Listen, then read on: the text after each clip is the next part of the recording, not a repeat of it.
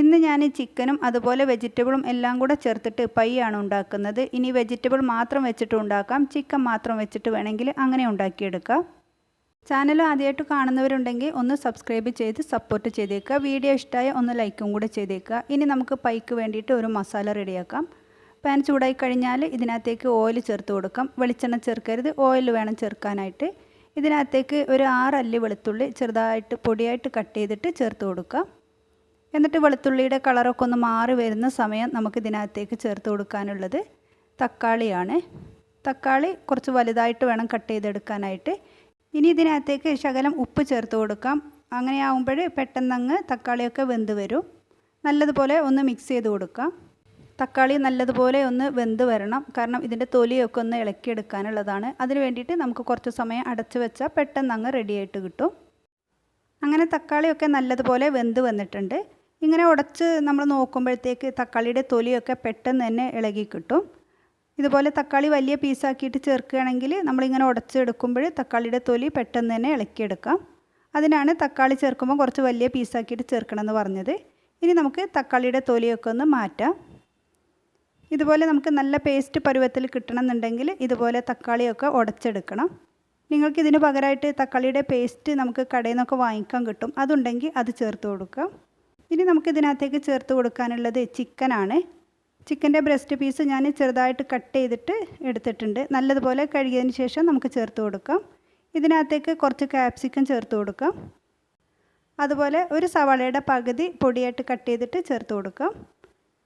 ഇനി ഒരു ക്യാരറ്റിൻ്റെ പകുതിയാണ് ചേർത്തിട്ടുള്ളത്. ഇതും നമുക്ക് ചെറുതായിട്ട് കട്ട് ചെയ്തിട്ട് ഇതും ചേർത്ത് കൊടുക്കാം. ഇനി നമുക്ക് തക്കാളി ചേർത്ത് കൊടുക്കാം. തക്കാളിയും ചെറുതായിട്ട് പൊടിയായിട്ട് കട്ട് ചെയ്തിട്ട് ചേർത്ത് കൊടുക്കാം.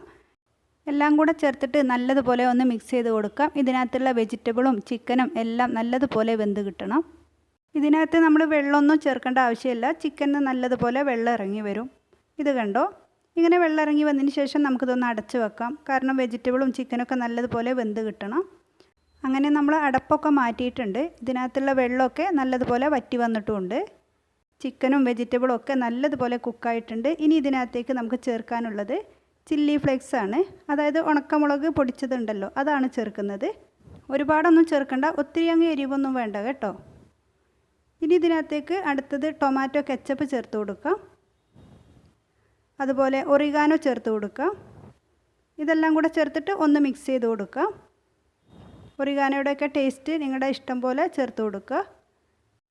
ഞാനിതിനകത്തേക്ക് തക്കാളി വെന്ത് കിട്ടാൻ വേണ്ടി ഉപ്പ് ചേർത്തില്ലേ, അത് മാത്രമേ ചേർത്തിട്ടേ ഉള്ളൂ. ഇനി ഞാനിതിനകത്തേക്ക് ഇപ്പോൾ ചേർക്കുന്നത് പഞ്ചസാരയാണ്. 1/2 ടീസ്പൂണോളം പഞ്ചസാരയും ചേർത്തിട്ട് നല്ലതുപോലെ ഒന്ന് മിക്സ് ചെയ്ത് കൊടുക്കാം. നമ്മുടെ ഫില്ലിങ് ഒരു റെഡ് കളറായിട്ട് വരണം എന്നുണ്ടെങ്കിൽ നമുക്കിതുപോലെ കുറച്ച് കാശ്മീരി മുളക് പൊടി ചേർത്ത് കൊടുക്കാം. ഞാൻ ശകലം കാശ്മീരി മുളക് പൊടി ചേർത്തിട്ട് നല്ലതുപോലെ മിക്സ് ചെയ്യുന്നുണ്ട്. ഇതിനകത്തുള്ള ചിക്കനൊക്കെ ഒന്നും കൂടെ ഉടച്ചെടുക്കണമെങ്കിൽ ഇങ്ങനെ ഒന്ന് മിക്സ് ചെയ്താൽ മതി കേട്ടോ. ചിക്കനൊക്കെ നല്ലതുപോലെ വെന്തത് കാരണം നമുക്കിങ്ങനെ ഉടക്കുമ്പോൾ തന്നെ അത് പൊടിയായിട്ട് കിട്ടും. അങ്ങനെ നമ്മുടെ പൈക്ക് വേണ്ടിയിട്ടുള്ള മസാല റെഡി ആയിട്ടുണ്ട്. ഉപ്പിൻ്റെ ടേസ്റ്റൊക്കെ നോക്കിയിട്ട് വേണമെങ്കിൽ ചേർത്ത് കൊടുക്കാം. ഒത്തിരി അങ്ങ് ഉപ്പാവൊന്നും വേണ്ട. ഇത്രയേ ഉള്ളൂ. നമുക്കിനി ഇത് സ്റ്റൗ ഒന്ന് മാറ്റി വെക്കാം. ഇനി നമുക്ക് മാവ് റെഡിയാക്കാം. ഒരു ബൗളിനകത്തേക്ക് 1 കപ്പ് മൈദ ചേർത്ത് കൊടുക്കാം. ഇതിലേക്ക് 1/4 ടീസ്പൂൺ ഉപ്പ് ചേർത്ത് കൊടുക്കാം. ഇനി 1/2 ടീസ്പൂണോളം ഇൻസ്റ്റൻറ്റ് ഈസ്റ്റ് ചേർക്കുന്നുണ്ട്. 1 ടീസ്പൂൺ പാൽപ്പൊടി ചേർക്കുന്നുണ്ട്. 1 ടീസ്പൂണോളം പഞ്ചസാരയും ചേർത്തിട്ട് നല്ലതുപോലെ ഒന്ന് മിക്സ് ചെയ്ത് കൊടുക്കാം. ഇനി നമ്മൾ 1 ടേബിൾ സ്പൂണോളം ഓയിലും കൂടെ ചേർത്തിട്ട് കൈ വെച്ചിട്ട് നല്ലതുപോലെ ഒന്ന് മിക്സ് ചെയ്യുക. പാൽപ്പൊടിയൊക്കെ കട്ട പിടിച്ചതാണെങ്കിൽ അതൊക്കെ നല്ലതുപോലെ ഒന്ന് ഉടഞ്ഞ് കിട്ടും. അതിനുശേഷം കുറേശ്ശെ വെള്ളം ഒഴിച്ചിട്ട് വേണം കുഴച്ചെടുക്കാനായിട്ട്. നമുക്ക് ഈ ഒരു മാവ് നല്ല ലൂസായിട്ട് വേണം കിട്ടാൻ. ഈ ഒരു പരുവത്തിൽ വേണം കിട്ടാനായിട്ട്. നമ്മുടെ കയ്യിലൊക്കെ ഒട്ടിപ്പിടിക്കുന്ന ഈ ഒരു പരുവത്തിൽ വേണം നമുക്ക് മാവ് കിട്ടാൻ.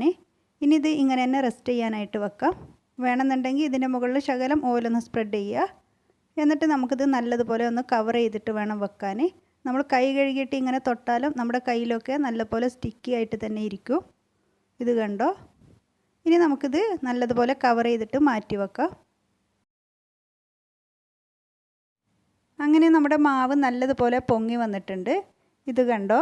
നല്ല സ്റ്റിക്കി ആയിട്ടാണ് ഇരിക്കുന്നത്. അതുകൊണ്ട് നമുക്കിതിൻ്റെ മുകളിൽ ശകലം പൊടി ഒന്ന് സ്പ്രെഡ് ചെയ്യുക. എന്നിട്ട് നമുക്ക് ഈ മാവ് ഒന്ന് രണ്ടാക്കിയിട്ട് എടുക്കണം.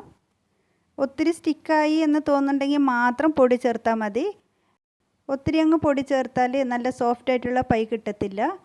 ഞാനിത് 2 പൈയാണ് ഉണ്ടാക്കുന്നത്, അതുകൊണ്ട് 2ആയിട്ട് കട്ട് ചെയ്യുന്നുണ്ട്. നിങ്ങൾ ഒന്നാണ് ഉണ്ടാക്കുന്നതെന്നുണ്ടെങ്കിൽ കട്ട് ചെയ്യാണ്ട് കുറേശ്ശെ പൊടിയൊക്കെ ചേർത്തിട്ട് പരത്തിയെടുക്കാം. ഇങ്ങനെ കുറേശ്ശെ പൊടി ചേർത്തിട്ട് തിരിച്ചും മറിച്ചും ഇട്ടിട്ട് പരത്തിയെടുക്കാം. ഇങ്ങനെ പരത്തിയതിന് ശേഷം ഇതിൻ്റെ മുകളിൽ ഞാൻ ടൊമാറ്റോ കെച്ചപ്പ് ഒന്ന് സ്പ്രെഡ് ചെയ്യുന്നുണ്ട്. നിങ്ങളുടെ കയ്യിൽ പിസ്സ സോസൊക്കെ ഉണ്ടെങ്കിൽ അത് വേണമെങ്കിൽ ചേർത്ത് കൊടുക്കാം. എന്നാൽ ഒത്തിരി അങ്ങ് ചേർക്കൊന്നും ചെയ്യരുത് കേട്ടോ. ചെറുതായിട്ടൊരു ടേസ്റ്റിന് വേണ്ടിയിട്ട് മാത്രം ചേർത്ത് കൊടുക്കുക. ഇല്ലെങ്കിൽ നമ്മൾ ഫോൾഡ് ചെയ്യുമ്പോൾ നമ്മുടെ മാവ് നല്ല സോഫ്റ്റ് ആയതുകൊണ്ട് പുറത്തോട്ടൊക്കെ ഫില്ലിങ് പോവും. എന്നിട്ട് ഇതിൻ്റെ മുകളിൽ കുറച്ച് ചീസ് ചേർത്ത് കൊടുക്കുക. ഞാൻ മൊസറല്ല ചീസാണ് ചേർക്കുന്നത്. നിങ്ങൾക്ക് എത്രയാണ് ചീസ് ചേർക്കേണ്ടതെന്ന് വെച്ചാൽ അതിനനുസരിച്ച് ചേർത്ത് കൊടുക്കാം. ഇനി ഇതിൻ്റെ മുകളിൽ നമുക്ക് ഫില്ലിങ് വെച്ച് കൊടുക്കാം. നമ്മൾ റെഡിയാക്കി വെച്ചിട്ടുള്ള ചിക്കനും വെജിറ്റബിളും എല്ലാം കൂടെ ചേർത്തിട്ടുള്ള ഫില്ലിങ് ഇതിൻ്റെ മുകളിൽ ചേർത്ത് കൊടുക്കാം. ഫില്ലിങ്ങൊക്കെ വെച്ചിട്ടുണ്ട്. ഇനി നമുക്കിത് ഫോൾഡ് ചെയ്യാം. ഇങ്ങനെ ഫോൾഡ് ചെയ്ത് കഴിഞ്ഞാൽ പെട്ടെന്ന് തന്നെ സ്റ്റിക്കി ആയിട്ട് നിൽക്കും. അതുകൊണ്ട് അതവിടെ പെട്ടെന്ന് തന്നെ ലോക്കായിട്ട് നിൽക്കും. വേണമെന്നുണ്ടെങ്കിൽ നമുക്കിതുപോലെ താഴോട്ടൊന്ന് ഫോൾഡ് ചെയ്ത് കൊടുക്കാം. എന്നിട്ട് നമ്മൾ റെഡിയാക്കി വെച്ചിട്ടുള്ള ട്രേയിലേക്ക് വെച്ച് കൊടുക്കാം. ഇങ്ങനെ ട്രേയിലേക്ക് വെച്ച് കൊടുക്കുന്ന സമയത്ത് നമുക്കിത് എടുക്കാൻ ബുദ്ധിമുട്ടാണ്, കാരണം നല്ല സ്റ്റിക്കി ആയിട്ടാണ് ഇരിക്കുന്ന മാവ്. അതുകൊണ്ട് കയ്യിലൊന്ന് പൊടി സ്പ്രെഡ് ചെയ്തിട്ട് നമുക്കിത് ട്രേയിലേക്ക് വെച്ച് കൊടുക്കാം. എന്നിട്ട് നമുക്ക് അടുത്തതും ഇതുപോലെ അങ്ങ് പരത്തിയെടുക്കാം. കുറേശ്ശെ പൊടി ചേർത്തിട്ട് പരത്തിയെടുക്കുക. എന്നിട്ട് നമുക്ക് കെച്ചപ്പ് ചേർത്ത് കൊടുക്കാം. അതിനുശേഷം നമുക്ക് ചീസ് ചേർത്ത് കൊടുക്കാം. മൊസറല്ല ചീസാണ് ഞാൻ ചേർക്കുന്നത്. എന്നിട്ട് അതിൻ്റെ മുകളിൽ ഫില്ലിങ് വെച്ച് കൊടുക്കുക. നമ്മുടെ ഇഷ്ടത്തിനനുസരിച്ചിട്ടൊക്കെ നമുക്ക് ഫില്ലിങ്ങിൽ മാറ്റമൊക്കെ വരുത്താം. ഒരുപാട് ഫില്ലിങ്ങൊക്കെ വെക്കുന്നതാണ് നല്ലത്, എന്നാലേ നമ്മുടെ പൈ കഴിക്കാൻ ടേസ്റ്റ് ഉണ്ടാവുള്ളൂ. ഈ ഫില്ലിങ്ങിൻ്റെ മുകളിൽ ഞാൻ കുറച്ച് കൂടുതൽ തന്നെ ചീസ് ചേർക്കുന്നുണ്ട്. നമ്മൾ നേരത്തെ ചെയ്തതിൻ്റെ മുകളിൽ ഞാൻ ചീസ് ചേർത്തിട്ടില്ല കേട്ടോ. ചീസൊക്കെ ചേർക്കുമ്പോൾ ഒരു പ്രത്യേക ടേസ്റ്റ് തന്നെയായിരിക്കും. എന്നിട്ട് നമുക്ക് ഇതുപോലെ അങ്ങ് ഫോൾഡ് ചെയ്യാം. ഇതിൻ്റെ താഴോട്ട് അങ്ങ് ഫോൾഡ് ചെയ്ത് കൊടുക്കുക കേട്ടോ. അത് പെട്ടെന്ന് തന്നെ ലോക്കായിട്ട് നിന്നോളൂ. എന്നിട്ട് നമുക്ക് ഇതുപോലെ ട്രേയിലേക്ക് വെച്ച് കൊടുക്കാം. ഇങ്ങനെ രണ്ടും ട്രേയിൽ വെച്ച് കൊടുത്തിട്ടുണ്ട്. രണ്ടും 2 ഷേപ്പാക്കിയിട്ടാണ് ഉണ്ടാക്കിയിട്ടുള്ളത്. എന്നിട്ട് ഇങ്ങനെ ചെയ്തതിന് ശേഷം ഒരു 10 മിനിറ്റ് റെസ്റ്റ് ചെയ്യാൻ വെക്കുകയാണെങ്കിൽ അതായിരുന്നു നല്ലത്. ഞാനത് വിട്ടുപോയി. അതുകൊണ്ട് ഇതിൻ്റെ മുകളിൽ പെട്ടെന്ന് തന്നെ മുട്ടയുടെ മഞ്ഞയൊക്കെ സ്പ്രെഡ് ചെയ്തു. ഇനി നമുക്ക് ഇത് സ്പ്രെഡ് ചെയ്ത് ഇത് ഡെക്കറേഷനൊക്കെ കഴിയുന്ന ആ സമയം മാത്രം മതി. എന്നിട്ട് നമുക്ക് ഇതിൻ്റെ മുകളിൽ കുറച്ച് ചില്ലി ഫ്ലേക്സും ഒറിഗാനോ ഒക്കെ സ്പ്രെഡ് ചെയ്ത് കൊടുക്കാം. രണ്ടും 2 ഷേപ്പായിട്ടാണ് ഉണ്ടാക്കിയിട്ടുള്ളത്. ഒന്നിൽ നമ്മൾ കുറച്ച് കൂടുതൽ ചീസ് ചേർത്തു, ഒന്നിൽ കുറച്ച് ചീസ് മാത്രമേ ചേർത്തുള്ളൂ. നിങ്ങൾക്ക് ഒന്ന് മതിയെങ്കിൽ ഒന്നാക്കിയിട്ട് പിന്നെ പൈ ഉണ്ടാക്കിയെടുക്കാം കേട്ടോ. നമ്മൾ ചെറിയൊരു ക്വാണ്ടിറ്റി മാത്രമാണ് കാണിച്ചിട്ടുള്ളത്. ഇനി ഞാനിത് ഓവനിലാണ് ബേക്ക് ചെയ്യുന്നത്. 180 ഡിഗ്രിയിൽ 10 മിനിറ്റ് പ്രീ ഹീറ്റ് ചെയ്തിട്ടുണ്ട്. എന്നിട്ട് ഒരു 20-25 മിനിറ്റ് നമുക്കിത് ബേക്ക് ചെയ്യാനായിട്ട് വെച്ച് കൊടുക്കാം.